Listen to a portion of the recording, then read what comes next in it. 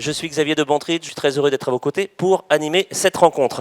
Alors c'est pas vraiment une table ronde, hein, vous le constatez, mais on va essayer de faire en sorte que tout le monde puisse se présenter et surtout être identifié. Vous avez les photos de nos intervenants. Alors évidemment, c'est pas dans l'ordre qu'ils ont choisi pour s'installer. Là, c'est Philippe Clément qui est à l'extrême gauche pour vous, côté jardin, comme on dit au théâtre. Philippe Clément, qui est chef de projet chez Territoire Rennes, aménageur public, on verra ça dans quelques instants. À ses côtés, Jean Le Péculier, architecte du... Non, Jean est là. Non, vous êtes Hervé Boivin. Vous voyez, c'est pour brouiller les pistes. Hervé Boivin, qui est animateur bois construction chez Fibois Bretagne, qui est la filière, vous le savez, de tous les acteurs du bois et notamment de la construction dans ce domaine en Bretagne. On verra avec lui en quoi ce projet et ce programme Île au Bois est prometteur de ce côté.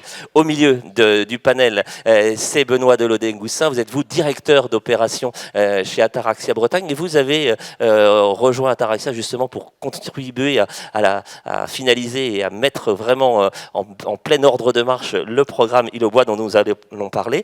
À vos côtés, c'est l'autre architecte du tandem, Jean-Christine Tanguy du cabinet Liard et Tanguy, qui a été mandataire aux côtés de son confrère Jean Le Péculier, cette fois j'y arrive, du cabinet Adao Architecture. Donc on a vraiment toute la chaîne finalement de la construction autour de ce programme qui est réuni. Pour bien comprendre de quoi nous parlons, on va tout de suite commencer peut-être par regarder, prendre un petit peu de hauteur. Voilà. Et puis là je me tourne vers vous Philippe, puisque je le disais, Philippe Clément, chef de projet chez Territoire Rennes. On a là la vue, la carte de Rennes.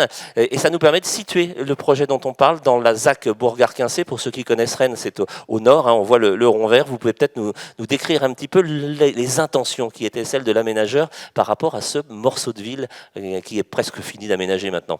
Oui, bonjour à tous.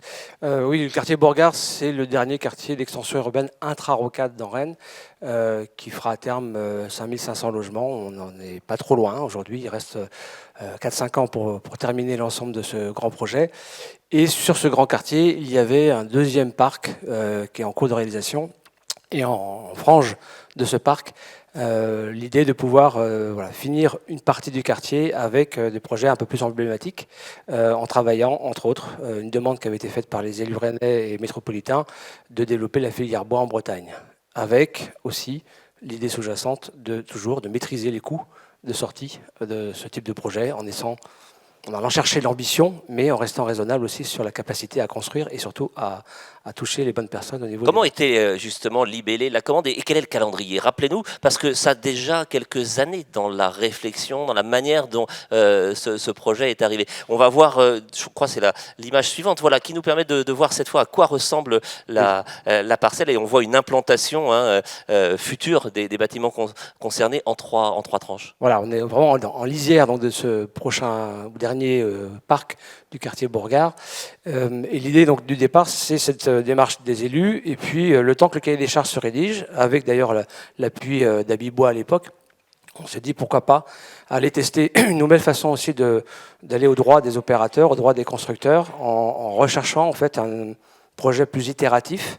On était à la fois en train d'inventer un cahier des charges qui pouvait demain aller vers plusieurs de projets bois, plus de collectifs bois, et on voulait tester un petit peu la filière, tester aussi les opérateurs, ceux qui étaient motivés pour venir sur ce projet, et ce lancement d'une sorte d'AMI, où on était en train de se dire, voilà les îlots concernés, voilà grosso modo la programmation qu'on a prévue. Si vous étiez maître d'ouvrage de ce projet, qu'est-ce que vous feriez ? En vous écoutant, on entend une forme de certaine liberté finalement qui est donnée à la création et à la réalisation de ce projet. Il y avait pas carte blanche, mais il y avait un guide évidemment, mais quand même une certaine liberté dans l'interprétation de la démarche. C'est pour ça qu'on remercie aussi les urbanistes paysagistes, Loïc Josse, l'agence Ellipse, et puis Antoine Calix de l'agence Hostie, d'avoir accepté de laisser un peu libre le plan, de se donner un petit peu des orientations urbaines, certes, mais laisser la possibilité de se dire peut-être que cette construction bois va nous apporter des trames, des façons de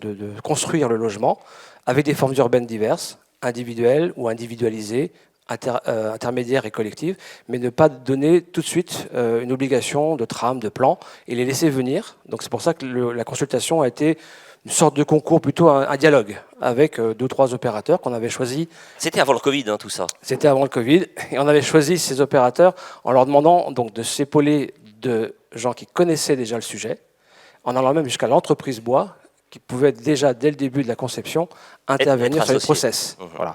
Et ça ne pouvait passer que par un dialogue, sans être compétitif, mais un dialogue au bout duquel on mettait tout sur la table, on discutait ensemble, et puis il y avait quand même au final un concours pour arriver à une esquisse. Alors, on voit là sur cette vue un petit peu d'artiste en 3D qu'il y a effectivement des formes urbaines différentes, hein, un immeuble collectif, des immeubles collectifs, des petites maisons, enfin des maisons pas petites d'ailleurs, des maisons de ville, et tout ça avec un système constructif. On va s'y arrêter évidemment dans le détail avec le bois. Je me tourne vers vous, Benoît, ouais, peut-être qu'avec le micro à chef, ça va être plus simple. Vous avez raison. En parlant tout près comme ça, c'est parfait. Comment vous avez répondu justement à ce que vient de nous dire Philippe? Cette commande, c'était à la fois audacieux. Il y avait sans doute une part de prise de risque parce que on était dans une démarche de test ou en tout cas de découverte d'un matériau qui n'était pas forcément utilisé à cette échelle-là dans ce type de projet. Alors oui, bonjour à tous. En effet, alors ce qu'on a fait, c'est qu'on souhaitait réellement répondre à l'appel à manifestation d'intérêt. Donc on a souhaité faire un projet tout bois dès le démarrage. On connaissait peu ce matériau, donc on s'est associé à des architectes qui, eux, connaissent bien le matériau et qui pratiquent le matériau bois, donc Liard et Tanguy et Adao. Et après, on s'est entouré de partenaires spécialisés, expérimentés, tous dans leur domaine, pour nous permettre à la fois de réinventer et de réinterroger nos savoir-faire pour respecter les différentes réglementations, parce qu'on ne construit pas en béton comme on construit en bois, que ce soit les réglementations sismiques, acoustiques au feu, bien sûr. Et au feu, bien évidemment. On va en reparler, évidemment. Et d'ailleurs, notre projet, donc cette équipe, on va dire pluridisciplinaire, a conçu pendant à peu près 3 ans ce projet, toujours en lien avec Fibois et puis Territoire. Et au fur et à mesure finalement de l'évolution de la réglementation, notre projet en conception, il a évolué, il s'est adapté finalement à ce guide incendie qui a évolué au fur et à mesure des années. Alors, je crois que c'est l'image suivante. On va voir les trois tranches du programme. Vous êtes d'emblée parti sur ce séquençage du projet. Il fallait, de par son ampleur, lui donner un phasage dans le temps et dans les formes également. Alors, 111 logements au total sur Île-aux-Bois, 2 collectifs sur la première et la deuxième tranche, et puis le reste en maison. C'est vrai que même pour la commercialisation, il était souhaitable de phaser en fait la construction de ce projet. Et les 3 îlots aujourd'hui y répondent parfaitement. On peut peut-être zoomer justement sur les différentes réponses. Alors là, on voit des images de synthèse. Les travaux de la première tranche sont largement commencés. On va les découvrir dans quelques instants. Ouais, voilà, on peut donc trois ambiances finalement dans ces différentes propositions entre le collectif, les maisons. Alors sur la première photo, en effet, on voit le collectif, 37 logements qui est actuellement en cours. On est au R+3, on est plancher au R+3. Sur la deuxième photo, donc c'est toujours une des 14 maisons qui sont en cours de construction, et les maisons type avec l'architecture type de nos maisons. Et sur la dernière photo, on voit donc l'Île-aux-Bois Lane, qui est la tranche 2, et qui elle n'est pas encore sortie de terre. Hein, qui n'est pas encore sortie de terre. Ouais, vous nous le confirmez. Vous le disiez en soulignant la singularité de ce programme, que la réglementation avait son importance, hein, les respects des normes. Oui, vous voulez, Christine Tanguy? Je ne sais pas comment ça fonctionne. Ouais. Je pense qu'il faut appuyer dessus. Voilà. Je reviens, avant de passer à l'évolution de la réglementation, je reviens sur l'élaboration du projet. Donc, nous avions 3 îlots, 2 îlots de 4500 m², et l'îlot central, l'îlot 2, le LAN de 3500. Lors du concours, on a souhaité travailler chaque îlot avec une approche urbanistique différente. Différente pour chacun des 3. Oui, pour chacun des 3. Chacun avait son ambiance. Chacun avait son ambiance, chacun avait son approche par rapport à la mobilité, que ce soit la mobilité, le piéton ou la voiture, par rapport au traitement de l'eau, etc. Le premier îlot, le LAN, en fait, c'est une rue piétonne qui traverse l'îlot, parce que c'est un îlot qui fait à peu près 25 mètres de large, donc qui est tout en longueur, 2 mètres de dénivelé, et donc les parkings sont en dessous. L'îlot 2, le LAN, c'est 17 maisons, entièrement piétons. Avec parking à l'extérieur. Parking à l'entrée de la parcelle, et après que des venelles piétonnes, travail du chemin de l'eau avec des noues, des caniveaux, etc. C'est un îlot entièrement piétons. Et le troisième, enfin le lane, c'est un peu compliqué. Ils ont des noms très bretons. C'est un îlot qui développe une autre façon d'habiter en fait en ville. C'est en impasse. Donc côté ville, on a le collectif, donc en R+6. Après, on a une impasse et là, on arrive à des carports, carports qui ouvrent sur un jardin, qui ouvrent sur la maison, quelque chose de beaucoup plus conventionnel. Donc chaque îlot a sa personnalité, ce qui offre un panel en fait de façon d'habiter. Voilà. Et vous avez tenu évidemment compte de la topographie des lieux et de cet espace qui extrêmement sensible. Et quand on a fait le concours, on savait qu'il y aurait un parc, mais on ne savait pas comment serait ce parc. Donc comment on finissait la ville. Voilà, c'était comment on vient s'infiltrer dans le parc et finir la ville. Merci, c'est important, Christine Tanguy, d'avoir ça en tête pour bien comprendre le projet. Benoît, les références justement environnementales que vous avez voulu respecter dans ce projet sont importantes. Il y a des labels que vous avez obtenus. Oui, tout à fait. On a 3 labels aujourd'hui sur cette opération. On a le label qu'on connaît bien, le NF Habitat HQE. On a un label bâtiment biosourcé niveau 3, où on dépasse en fait. Oui, vous êtes en avance de phase sur le sujet. On est un peu en avance de phase. Le label niveau 3, il impose 36 kg au mètre carré de surface de plancher. Aujourd'hui, les maisons dépassent les 68 kg et le collectif il dépasse le 140 kg. Donc on est bien au-delà en fait de ce niveau 3 de matériaux biosourcés. Et le dernier label, c'est EFI-Nature. Il est peut-être un peu moins connu celui-là, c'est intéressant. EFI-Nature, c'est la préservation de la biodiversité à la fois en conception, en exécution et en exploitation du bâtiment. Donc on réfléchit en amont sur comment le bâtiment va interagir avec la faune et la flore.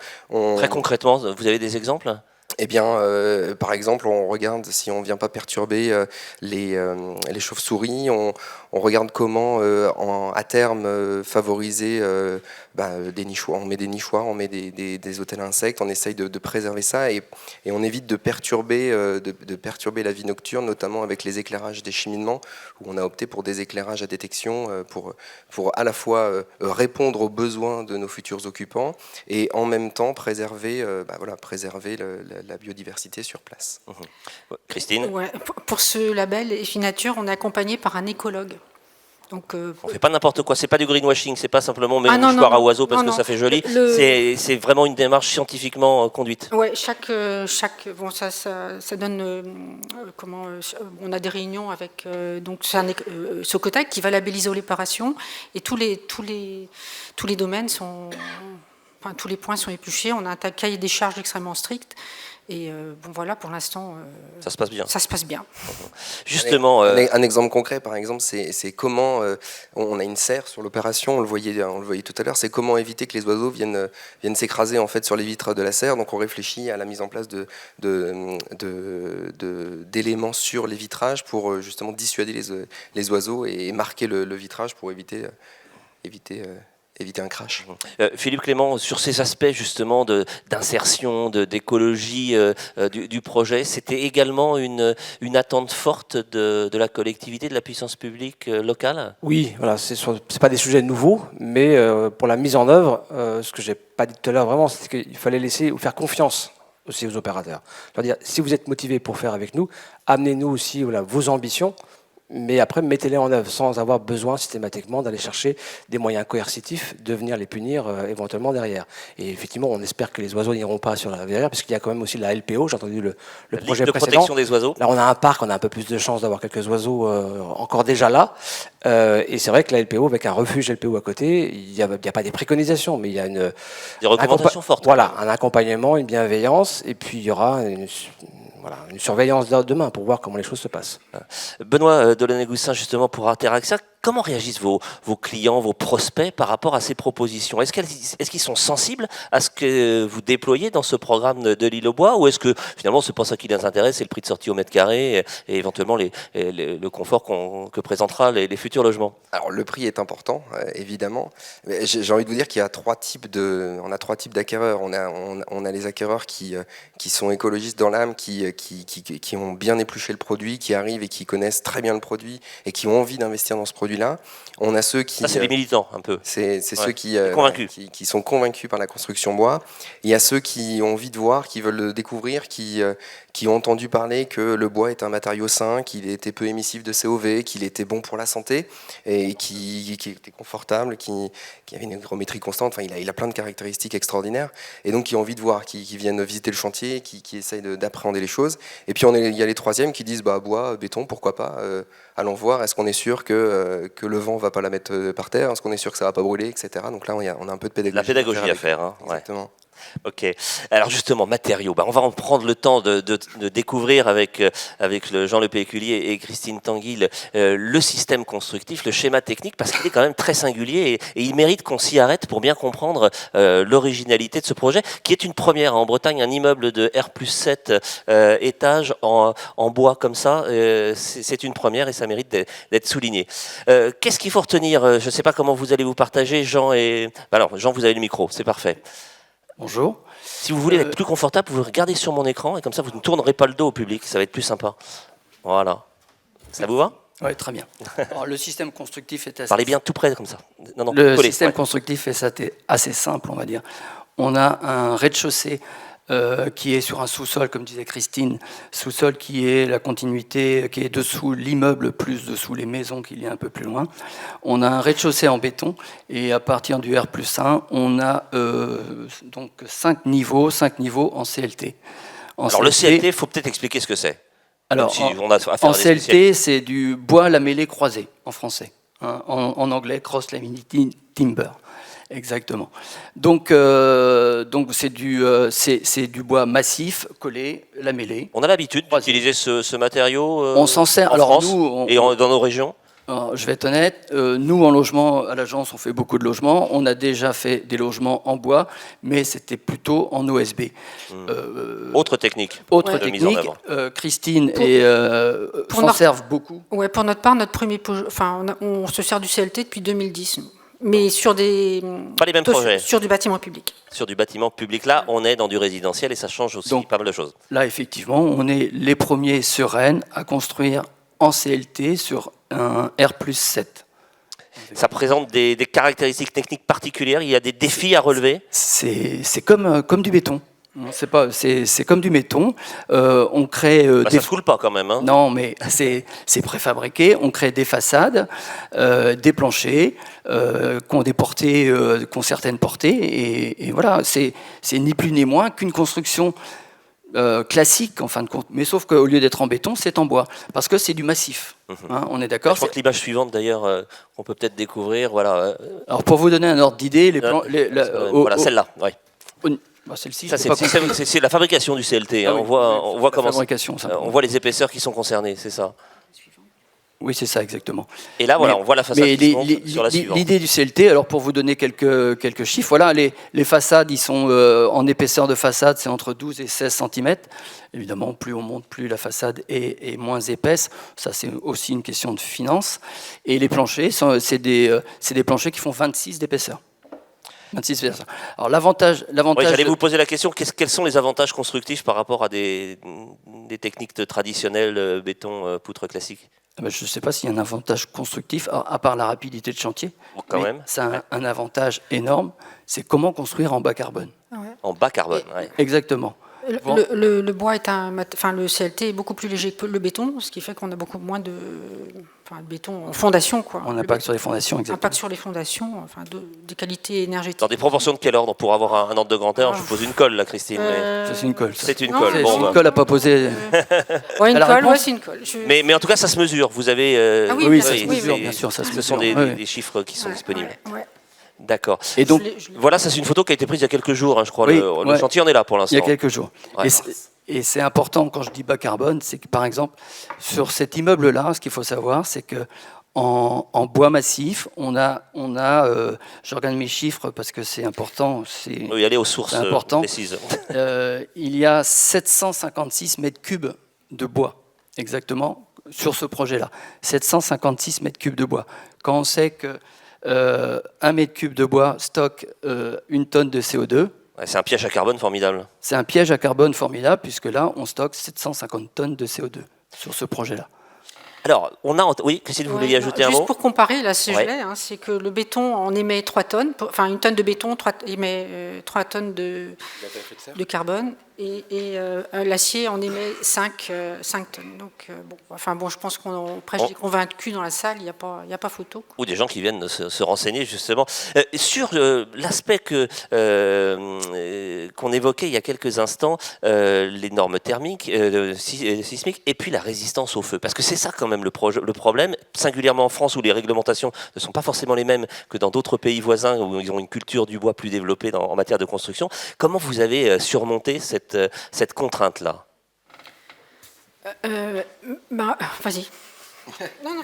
C'est un travail d'équipe, hein, on l'a compris. Non, mais c'est une vraie contrainte. Notre idée, mais de toute façon, vous avez dû le voir, l'image en concours n'est pas tout à fait le même que l'image en réalité. C'est des photos non contractuelles, hein, comme on dit sur les documents. Non, parce qu'en concours, notre souhait était de construire en bois, de garder le plus de bois apparent, de barder en bois, d'avoir vraiment une partie bois apparente intérieurement et extérieurement. Et effectivement, au cours de nos différents échanges avec notre équipe de maîtrise d'œuvre, les bureaux de contrôle, c'est un projet qu'on a commencé en 2018. Hein. Il faut rappeler cette échéance. 2018, c'est important, janvier 2018 exactement. Donc on était encore à l'époque de toute façon en RT 2012, donc déjà la réglementation thermique n'était pas la même. Mais au niveau feu, nous, notre souhait au début était de conserver du bois. Et malheureusement, l'IT 249 s'est un peu durci après quelques incendies qu'il y a eu en Angleterre. Et ce qui a fait qu'on construit en bois, mais on a tout encapsulé. Mais ça ne se voit plus. Et il n'y a plus de bois apparent. C'est notre... vraiment, on aurait aimé avoir du bois apparent, mais malheureusement... dans l'état actuel de la réglementation, dans l'état actuel, en France, je dis bien en France, avec la IT 249, avec une hauteur de construction comme celle-ci, nous ne pouvons plus... Alors, nous ne pouvons plus. Je sais que... Je vois Philippe Clément qui est... Et le spécialiste Hervé Boivin est là aussi. Il peut intervenir, bien sûr. Bon, il y a quelques dossiers sur Paris où j'aimerais bien savoir comment ils ont fait, mais ça, c'est une réflexion qu'il faut qu'on ait après et un autre jour. Mais voilà, nous, sur Rennes, on n'a pas pu. Sur du logement. Sur du logement, c'était du logement. Sur du logement. bâtiment public, Christine, vous avez fait des projets avec une enveloppe bois extérieur visible, hein, c'est ça? Bois extérieur visible et CLT intérieur visible. Oui, et CLT visible à l'intérieur du bâtiment. Même dans les locaux à sommeil. Donc, voilà. Hervé, on ne vous a pas encore entendu là-dessus. Sur des niveaux différents. Hein. C'est des niveaux différents. Sur des classements de locaux à Peut-être un petit mot, justement, vous représentez la filière bois, je le disais, au sein de Fibois Bretagne. Régionale, oui. Comment? La filière régionale. Oui, Bretagne, c'est ça. Ce débat de techniciens, j'imagine qu'il traverse aussi vos propres actions et réflexions. Un petit éclairage justement sur l'évolution de cette réglementation et de la manière dont le bois désormais peut être intégré dans des projets où on ne le voyait pas jusqu'à présent. Oui, alors le bois ça brûle, on ne va pas s'en cacher. Ici, on est sur un bâtiment en troisième famille. Ça veut dire quoi ça, troisième famille? Troisième famille, en fait, plus le bâtiment est élevé en hauteur, plus on va avoir besoin de temps pour évacuer le bâtiment. Et donc, plus on va protéger ou empêcher les matériaux de brûler le temps au moins que les gens évacuent le bâtiment. Donc, plus le bâtiment est haut, plus la réglementation incendie est drastique, quoi, voilà. Donc ici, ce qui s'est passé, c'est que la réglementation a évolué en cours de route, en cours de conception, et les objectifs initiaux, notamment d'avoir du bois apparent, n'ont pas pu être poursuivis jusqu'à leur terme, quoi. Au niveau national, il y a pas mal de débats, d'essais qui sont en cours, une réglementation qui doit encore évoluer. On a une doctrine des pompiers de Paris qui bouge aussi. s'applique normalement sur Paris, mais qui diffuse un petit peu partout en Et région. qui va dans votre sens, qui est plutôt favorable à l'utilisation de ce matériau bois? Ou au contraire, qui est très... Alors, il n'empêche pas l'utilisation du matériau bois, mais il va contraindre à protéger le matériau bois par des écrans incombustibles, plus ou moins selon les régions, là actuellement, et plus ou moins aussi selon l'interprétation que l'on fait de la réglementation ou l'application par le bureau de contrôle, sa capacité à comprendre le projet de l'architecte. Donc on a effectivement une période un petit peu compliquée, et une réglementation qui doit se repréciser au niveau national dans les prochains mois. Il y a des échéances qui sont attendues justement, oui, dans les prochains mois. Dans les prochains mois. Donc on sera vigilant. Ils vont durer peut-être encore, peut-être un an ou deux. Un an ou plus, mais en tout cas, il y a des pourparlers entre les différents ministères, les services techniques, FCPA, CSTB. Et puis ici, on est également sur un produit CLT qui est, on va dire, qui en termes assurantiels, qui relève de l'avis technique. C'est-à-dire que chaque fabricant de CLT a ses propres modalités de calcul, a fait ses propres essais au feu et peut parfois, selon le type de colle, le type de bois, le type d'essai, obtenir des petites variantes d'un produit à l'autre. Voilà. Et c'est ce qui peut expliquer aussi, entre le bureau de contrôle, la doctrine différente selon les régions et l'industrie qui a fabriqué le produit et le contenu de ces essais. On peut avoir certains projets où le bois peut rester apparent en partie au moins en troisième famille et d'autres où non, on ne peut pas, malgré tous les efforts des uns et des autres, y arriver. Voilà.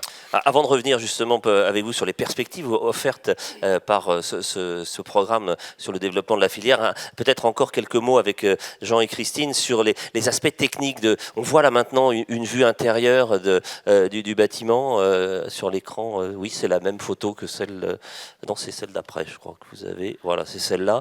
Qu'est-ce que cela nous dit du système constructif? On est dans des choses assez classiques. On voit les menuiseries sont prêtes à être posées, là, les ouvrants.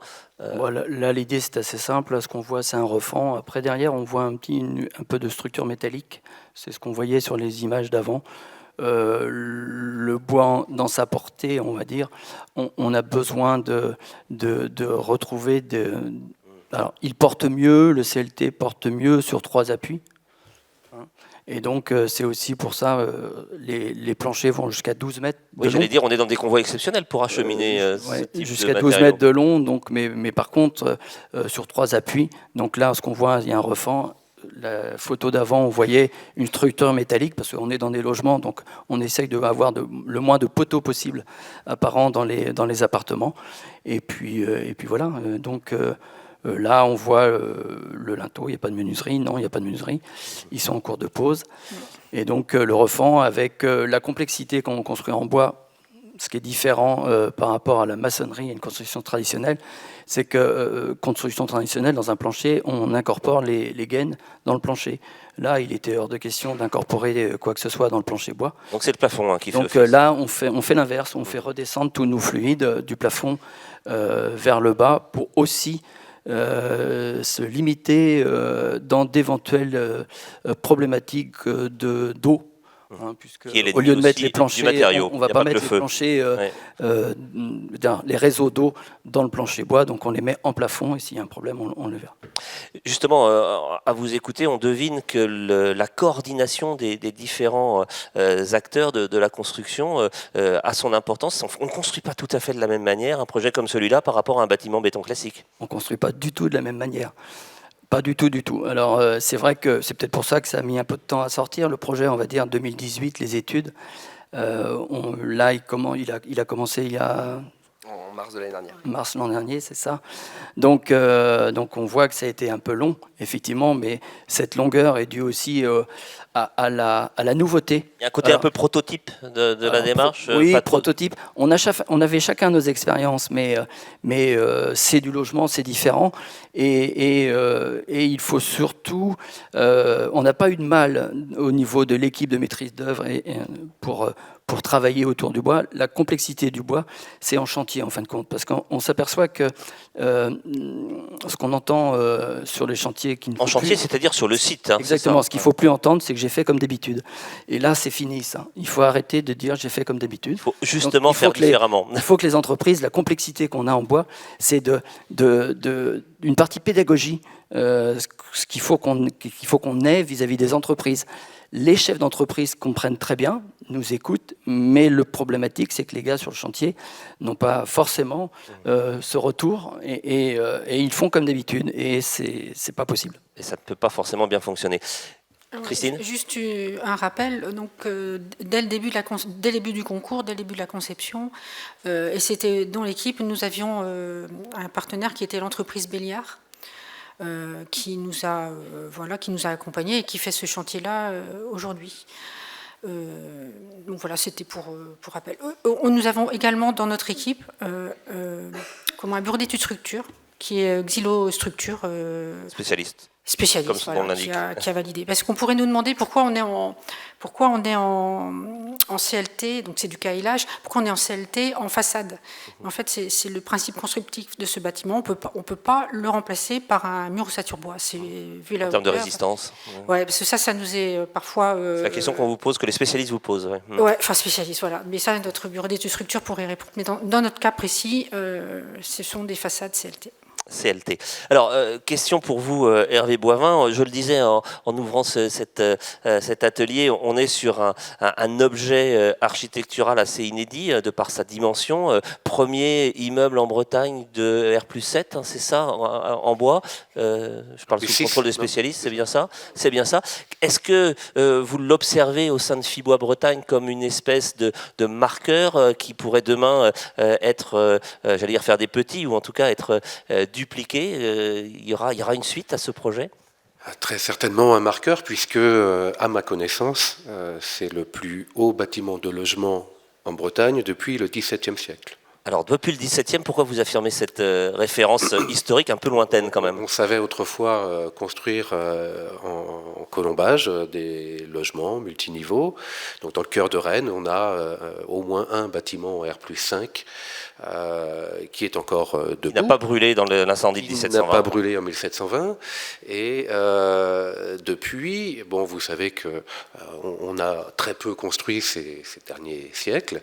Jusqu'à ce renouveau de la construction bois, on a maintenant une normalisation de l'ingénierie, des essais, un encadrement réglementaire, des centres techniques. Et on sait de nouveau construire de manière peut-être plus sécuritaire qu'autrefois, en termes notamment d'incendie. C'est quand même assez étrange, mais on a mis 3 siècles avant de refaire ce qu'on savait faire autrefois. Alors, tant mieux.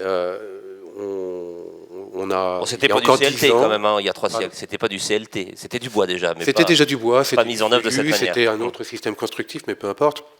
Il y a encore une dizaine d'années, ce type de bâtiment était un rêve, presque une utopie.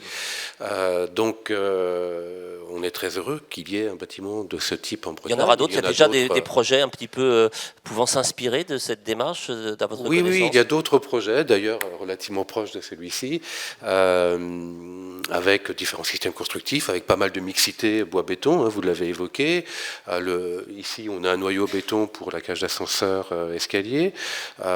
Parfois, ce noyau peut être un peu plus élargi, notamment aux pièces humides, voire on a un noyau central complet en béton et puis des enveloppes en ossature bois. Ce qui va probablement se passer dans les années à venir, c'est un développement très très fort des enveloppes à ossature bois. On ne va pas tout remplacer, le béton, le métal, par le bois.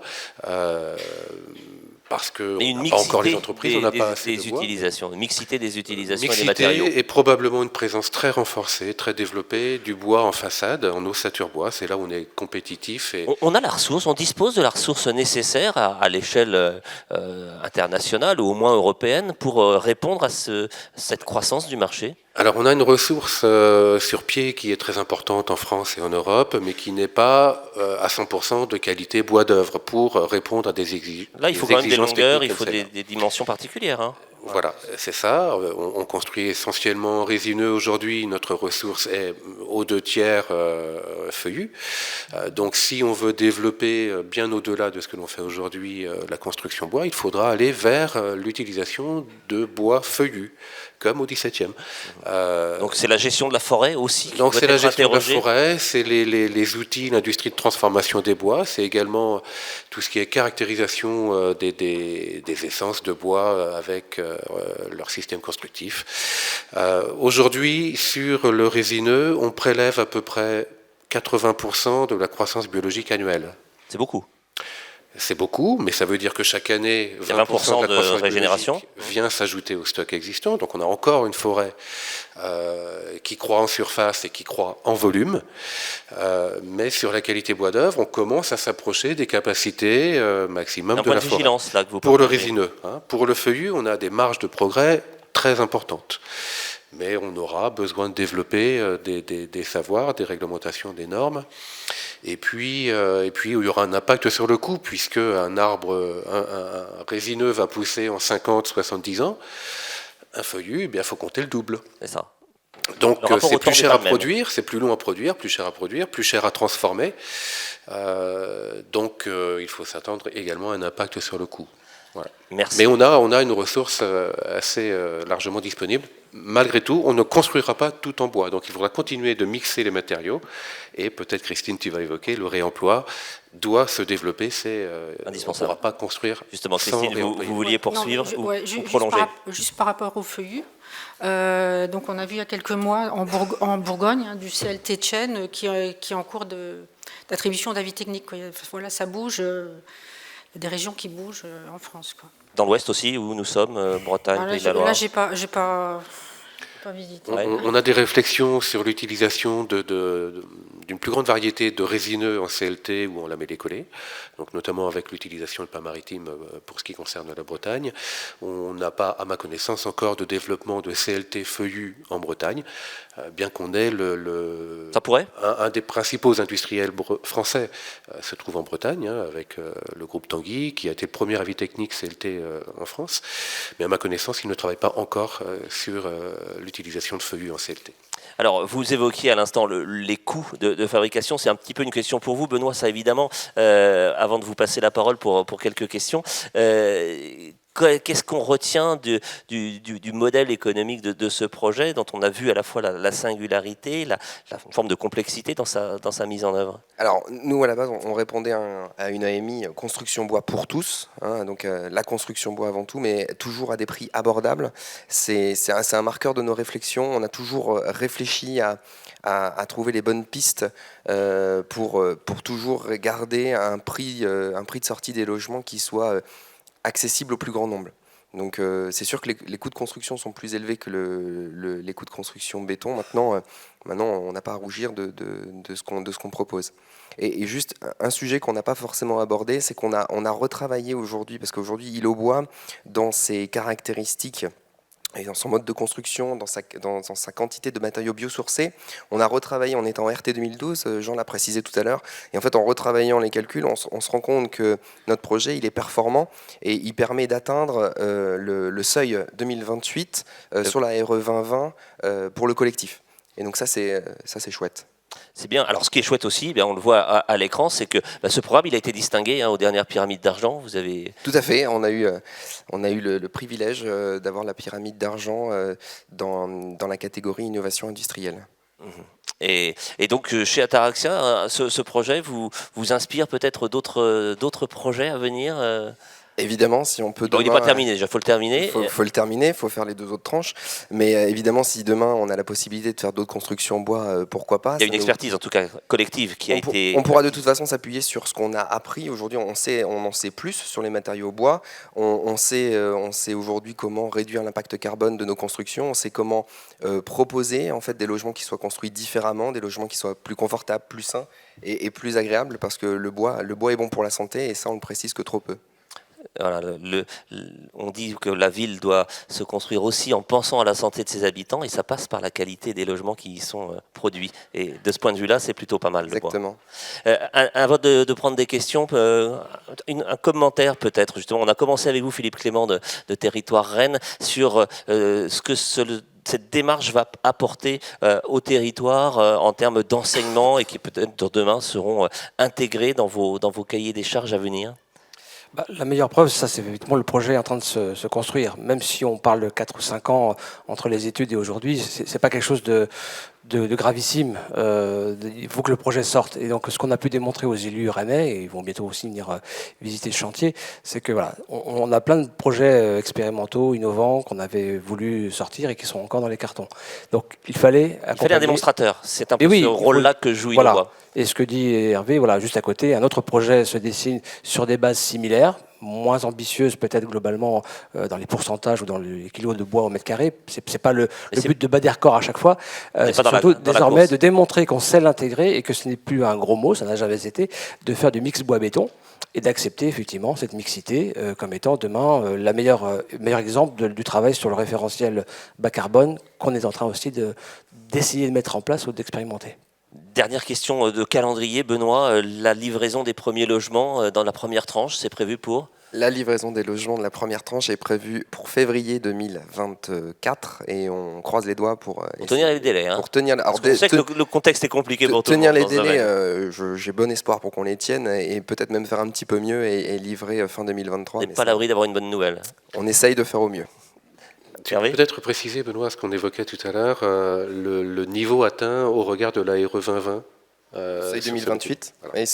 Je l'ai précisé justement tout à l'heure, mais on est en seuil 2028 sur le collectif, sur la RE 2020, alors quand on était parti finalement en RT 2012 à la base. C'est tout le chemin parcouru. Attendez, on vous donne un micro pour entendre votre question. Non, une question technique, vous êtes en chauffage urbain sur cette ZAC ? Oui, tout à fait. Et c'est justement grâce à ce mode de chauffage et production d'eau chaude sanitaire via le réseau de chauffage urbain qui est un système vertueux, qui a 80% d'énergie renouvelable et de revalorisation. Merci beaucoup. Une question. Oui, bonjour, Sébastien Pifto, donc Ataraxia.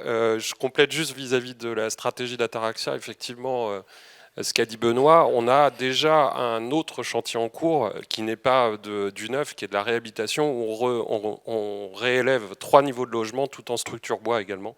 Et donc on aimerait, voilà, sur un bâtiment de bureaux et tertiaire, et donc on aimerait pouvoir s'exprimer ici et continuer cette expérimentation en tout cas. Merci beaucoup pour cette précision. Une dernière ou deux dernières questions, afin qu'on puisse respecter le timing. On a démarré un petit peu en retard, donc je m'autorise à aller un tout petit peu au-delà de 12h30. S'il n'y a pas de questions, moi je vous poserai la dernière. Il y a une remarque de Christine. Ah ben si, vous. Vous avez commencé et vous avez subi un changement de réglementation en cours de chantier. J'imagine que vous avez dû subir aussi d'importantes variations en termes de coûts des matériaux et de mise en œuvre. Comment est-ce que vous avez pu intégrer ces variations à la fois de réglementation et de coûts, tout en conservant des objectifs qui paraissent assez ambitieux en termes d'innovation et de construction? Merci pour cette question. Qui veut répondre? Allez, Philippe Clément pour Territoire, et puis chacun va avoir un élément. Voilà, parce qu'effectivement, je l'ai dit dès le départ, on est allé chercher des opérateurs qui étaient motivés, qui avaient envie de faire. Et notre rôle aussi, d'aménageur, c'est de l'accompagner dans les moments où ça va pas très bien et où, sur l'équation de départ, on était parti, où l'équation était assez claire, on était relativement au fait, je regarde aussi Dominique, sur voilà, les attendus, la charge foncière, les prix de sortie, les coûts de travaux. Donc, au moment où on contractualise, on a tous ces chiffres-là sur la table, et quand ça doit bouger, quand hélas ça doit monter, quand hélas on est confronté à une difficulté, bien on se revoit. Et c'est ce qu'a fait Ataraxia, est venu nous voir pour regarder aussi si on pouvait diversifier un peu la programmation et trouver dans le panel qu'évoquait aussi Benoît sur le public qui allait venir, de regarder quelles étaient les limites acceptables, raisonnables, de faire évoluer la programmation pour aider aussi le mode de financement, le mode de trouver aussi des partenaires. Archipel Habitat, qui est un bailleur rennais, va aussi participer à cette aventure. Voilà, il faut ne pas oublier qu'ils ne sont pas tout seuls dans l'aventure.